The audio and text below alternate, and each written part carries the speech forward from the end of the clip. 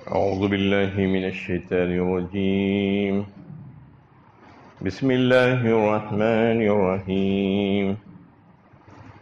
وألقوا إلى الله يومئذ السلم وضل عنهم ما كانوا يفترون. اس دن وہ اللہ کے آگے صبر ڈال دیں گے اور جو جھوٹ وہ گھڑتے رہے ہیں وہ سب غائب ہو جائے گا. سورہ نحل کی 87 نمبر کی آیت ہے. اس سے گزشتہ آیتوں میں ان مشرکین کا حال بیان ہو رہا تھا جو دنیا میں اللہ کے ساتھ اللہ کے غیروں کو شریک کر لیتے ہیں اور ان کے تعلق سے بھی یہ عقیدہ رکھتے ہیں کہ وہ بھی اللہ تعالیٰ کے ساتھ شریک ہیں حاجت روائی اور مشکل کشائی میں، وہ ہماری مدد کر سکتے ہیں. یہ اعتقاد ان کا ہوتا ہے کہ انہیں بھی اللہ تعالیٰ نے کچھ اختیارات عطا فرمائے ہیں اور وہ جو چاہے ہمیں دلوا سکتے ہیں. وہ ہماری قسمتوں کو بنانے اور بگاڑنے میں بھی ان کا اہم کردار ہے. قیامت کے دن یہ شخصیتیں اکثر مکر جائیں گی، ان عقیدت مندوں کو جھوٹا قرار دے گی اور کہے گی کہ ہمیں اس بات کی بالکل خبر نہیں تھی کہ تم ہمارے لیے کیا کہتے تھے، ہمیں حاجت روائی کے لیے پکارتے تھے، ہم اس سے بالکل بے خبر ہیں اور نہ ہی ہم تمہاری حاجت روائی کر سکتے تھے، تم یہ دعوے میں سراسر جھوٹے ہو. اس روز یہ شرک کرنے والے اپنی غلط ہونے کو تسلیم کر لیں گے اور خدا کے سامنے اپنی بے بسی کا اظہار کریں گے. اس آیت میں اسی کا تذکرہ ہے، یعنی ان کا یہ جھوٹ کہ خدا نے اپنے اختیارات میں سے فلاں اور فلاں اور فلاں کو بھی کچھ نہ کچھ اختیارات دے کر رکھے ہیں، وہ اس بات پر قادر ہے بلکہ باطل ثابت ہو جائے گا. وہ یہاں واضح رہے کہ شرک بت پرستوں ہی میں نہیں پایا جاتا بلکہ موجودہ دور کے بہت سے مسلمانوں کی بھی یعنی اچھی خاصی تعداد شرک میں بری طرح مبتلا ہے. انہوں نے بھی اپنے بزرگوں میں سے کسی کو مشکل کشا کا لقب دے رکھا ہے تو کسی کو دستگیر، کسی کو بندہ نواز، کسی کو غریب نواز، کسی کو غوث پاک، کسی کو کچھ. یہ شرک نہیں تو اور کیا ہے؟ حالانکہ قرآن نے اصولی طور پر جن باتوں کو شرک قرار دیا ہے اس سے ان کا معاملہ ہرگز مختلف نہیں ہے. اور ان لوگوں کا خیال یہ ہے کہ اللہ کے جو نیک بندے ہیں ان کو اللہ تعالیٰ نے خدائی میں شریک کر رکھا ہے. وہ رب تو نہیں ہے لیکن رب کی جو اختیارات ہیں ان کو مل چکے ہیں، اس لیے وہ ہماری مدد کر سکتے ہیں. جبکہ اللہ کے جو نیک بندے ہیں، جو صلحاء ہیں، جو اولیاء اللہ ہیں، انہوں نے اپنی محنتوں سے وہ درجہ پایا تھا، اس لیے اس کا صلہ ان کو ان کا رب دے گا.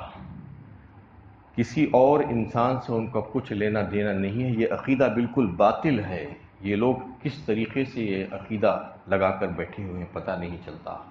یہ بزرگان دین اور اللہ کے ولیوں کے متعلق یہ سمجھنا کہ یہ ان کے پاس بھی خدائی اختیارات ہیں، یہ غلط عقیدہ ہے، کیونکہ ان کا جو عمل تھا اس کی بنا پر ان کو درجہ ملا ہے اور اللہ کے ہاں ان کو بہترین درجے دیے جائیں گے. اللہ کا قرب ان کو حاصل ہوگا تو ان کی محنتوں کا صلہ ان کو دیا جائے گا نہ کہ دوسروں کو.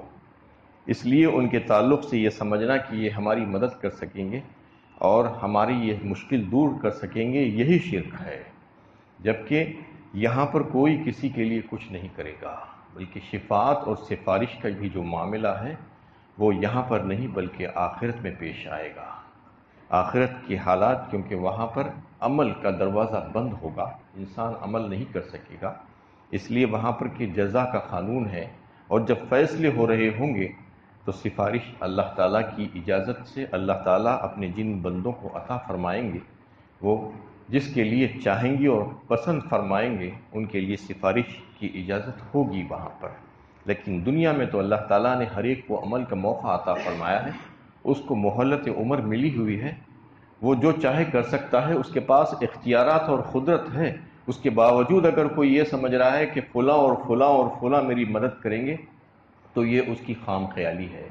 یہ اس کی غلط فہمی ہے، ایسا نہیں ہو سکتا۔ تو اس میں بتا دیا گیا کہ جو لوگوں نے محنت کی ہے اور اپنا درجہ پایا ہے، ظاہر بات ہے ان کو ان کے رب کے پاس سے مزید قرب حاصل ہوگا، لیکن جن لوگوں نے صرف خوش فہمیوں میں مبتلا ہو کر ان کی اور ان کے اوپر بھروسہ کر کے بیٹھ گئے تھے، تو اس وقت ان کو پچھتانا پڑے گا، اور ان کے سامنے جب وہ لوگ آئیں گے جن کو یہ شریک ٹھہراتے تھے دنیا میں، تو وہ لوگ تو صاف مکر جائیں گے اور کہیں گے کہ ہمیں پتہ نہیں تھا کہ تم کیا کرتے تھے، ہم تو اس سے اکثر غافل تھے۔ الذين كفروا وصدوا عن سبيل الله زدناهم عذابا فوق العذاب بما كانوا يفسدون۔ جن لوگوں نے کفر کیا اور اللہ کی راہ سے روکتے رہے، ہم ان کے عذاب پر اور عذاب کا اضافہ کریں گے اس فساد کی پاداش میں جو پیدا کرتے رہے ہیں۔ جیسا کہ جنتیوں کے لیے بھی جو ہے، نیک بندوں کے لیے جنت میں درجات ہوں گے، دنیا میں بھی تو ایسا ہی ہوتا ہے۔ دنیا میں انسان محنت اور عمل اور کسب کرتا ہے تو اس کے مختلف درجات ہوتے ہیں، دیکھتے ہیں ہر ایک برابر تو نہیں ہے، ہر ایک کو اپنے اپنے عمل کے مطابق اس کو دیا جاتا ہے، کوئی چھوٹا ہے، کوئی درمیانی ہے، کوئی بہت بڑا ہے۔ تو کیا آخرت میں درجات نہیں ہوں گے؟ آخرت میں بھی درجات ہوں گے، نیک بندوں کے لیے بھی اور اللہ کے نافرمانوں کے لیے بھی۔ نیک بندوں کے درجات اللہ تعالیٰ جو جس درجے کا ہوگا اس کو اس درجے پر رکھیں گے۔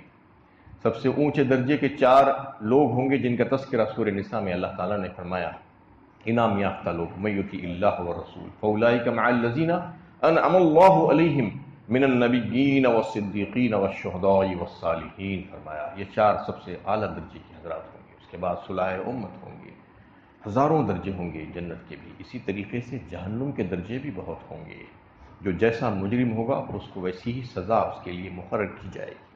یہاں پر بتایا جا رہا ہے کہ جو لوگ خود گمراہ تھے اور دوسروں کو بھی گمراہ کرتے رہے، ایسے بہت سے لوگ ہیں آج۔ صرف آپ نظر اٹھا کر دیکھیے، تھوڑا سا غور کیجئے کہ یہ لوگ کیسے ہیں۔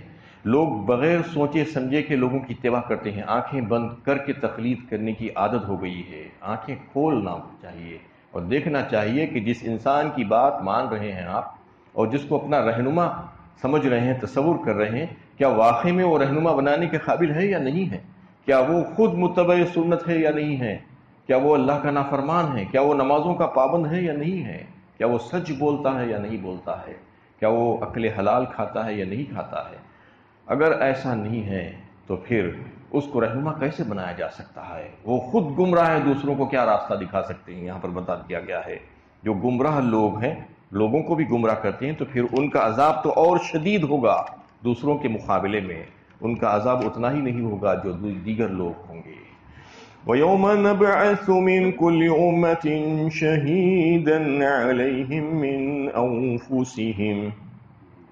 من أنفسهم وجئنا بك شهيدا على هؤلاء ونزلنا عليك الكتاب تبيانا لكل شيء وهدى ورحمة وبشرى للمسلمين۔ اور جس دن ہم ہر امت میں ایک گواہ انہی میں سے ان کے مقابل اٹھا کھڑے کریں گے اور تم کو ان لوگوں پر گواہی دینے کے لیے لائیں گے اور ان پر حجت قائم کرنے ہی کے لیے یہ کتاب ہم نے تم پر نازل کی ہے جو ہر چیز کو صاف صاف بیان کرنے والی ہے اور ہدایت و رحمت اور بشارت ہے ان لوگوں کے لیے جو مسلم اور فرمانبردار بن جائیں۔ اس میں نبی صلی اللہ علیہ وسلم کے تعلق سے کہا گیا اور دیگر امتوں کے تعلق سے کہ ہر امت کا نبی اپنی امتیوں پر گواہ بنایا جائے گا اس دن، کیونکہ وہ سردار ہوگا امت کا جس کو اللہ تعالیٰ منتخب کر کے ان کی ہدایت کے لیے بھیجے تھے۔ تو وہ آ کر گواہی دے گا اللہ تعالیٰ کے سامنے اپنی امت کے متعلق کہ میں نے آپ کا پیغام پہنچا دیا تھا اپنی امت کو، اور ان انبیاء علیہ السلام کے اوپر امت محمدیہ کی افراد گواہی دیں گے۔ وَكَذَلِكَ جَعَلْنَاكُمْ أُمَّةً وَسَطًا لِتَكُونُوا شُهَدَاءَ عَلَى النَّاسِ وَيَكُونَ الرَّسُولُ عَلَيْكُمْ شَهِيدًا۔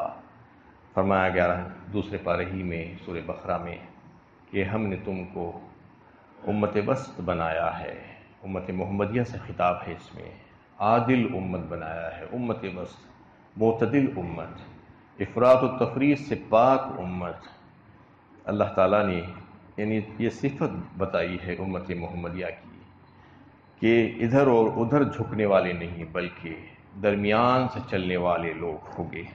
تو ان کے لیے فرمایا گیا وَكَذَلِكَ جَعَلْنَاكُمْ أُمَّةً وَسَطًا لِتَكُونُوا شُهَدَاءَ عَلَى النَّاسِ، امت وسط ہے، وہ لوگوں پر گواہی دیں گے، یعنی دیگر امتوں کے انبیاء علیہ السلام جو اپنی اپنی امتوں پر گواہی دیں گے، ان کی گواہی ان کے اوپر یہ لوگ بھی گواہی دیں گے۔ جب یہ گواہی دیں گے تو وہ لوگ کہنے لگیں گے کہ تم ہمارے اوپر گواہی کیسے دے رہے ہو جبکہ تم تو اس وقت موجود نہیں تھے۔